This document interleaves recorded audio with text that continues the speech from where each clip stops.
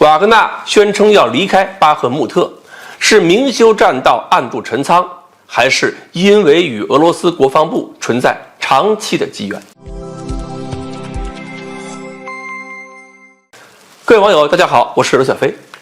这几天呢，俄罗斯瓦格纳集团的负责人普利戈金发了一段颇有威胁性的视频。只不过这次他的威胁不是指向乌克兰的，而是指向俄罗斯国防部的。普利戈金说，他的部队将于5月10日撤离乌克兰东部城市巴赫穆特，并且他讲到了，说我代表瓦格纳战士，代表瓦格纳司令部发表声明，在2023年5月10日，我们有义务将在巴赫穆特的阵地转移给俄罗斯国防部的部队单位，并将瓦格纳集团战士遗体撤回后勤营地，以舔舐伤口。因为在没有弹药供应情况下，瓦格纳集团注定会毫无意义的毁灭。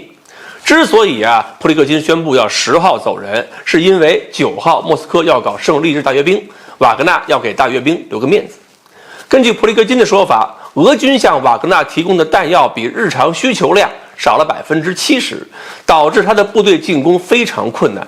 他还指着身后一大排瓦格纳人员的尸体，说这些都是今天去世的瓦格纳的小伙子，血液还是新鲜的。所以他骂俄罗斯国防部长绍伊古还有总参谋长格拉西莫夫是刻意的克扣弹药，说这些人只会在办公室里长膘。普利戈金一共爆粗口骂了9次。在没有彻底拿下巴赫穆特的情况下，瓦格纳就选择转身走人，这是瓦格纳集团跟俄罗斯国防部之间所爆发的争吵的一个新高度。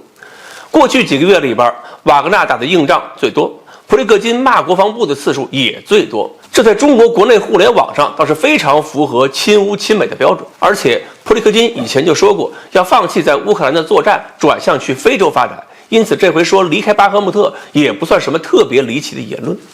至于说到了5月10号会怎么样，我们可以耐心等着看，反正也没几天了。乌克兰军方倒是表示了不信，这有可能又是俄罗斯人的烟幕弹，是想让乌克兰相信俄罗斯后勤供应出现了困难，从而做出错误判断。乌军认为瓦格纳缺少的其实不是炮弹，而是兵员，因为现在没有那么多囚犯愿意为了出狱而上前线。不管这是不是一场戏，瓦格纳这支力量的身份确实是引起某种长期积怨的根源。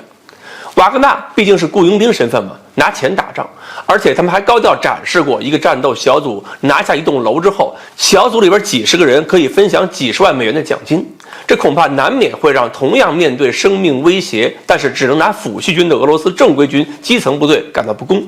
反过来说，俄罗斯的经济情况并不乐观，也要想想能不能承受这么大额度的奖金成本。再者，瓦格纳所征召的人员确实有不少是正在服刑的犯罪人员，包括死刑犯，他们通过战斗就可以免罪，而且完成合同之后还能够重返社会。这些有犯罪前科、有暴力倾向又有战斗经验的人，会不会被俄罗斯公众接受和尊重？还有公众是不是对他们会有更大的戒心？所以他们可能在俄罗斯国内始终会有这种尴尬的社会地位，这恐怕也是一个情绪冲突点。所以俄罗斯国防部也未尝没有一点想法吧，觉得这些瓦格纳的任务就是跟乌克兰人互相消耗，他们最好的归宿就是拿一次抚恤金，再也不要回到社会。这也就是普利戈金所说到的瓦格纳的伤亡突然增加了5倍。其实回想一下，当年国民党南京政府也是喜欢这么消耗地方军阀，保存中央军实力。而且面对乌军可能发起的进攻，俄罗斯必然要给国防部手下的正规部队积攒弹药，不能总让瓦格纳出成绩，荣誉只能属于俄军，不能属于普利戈金。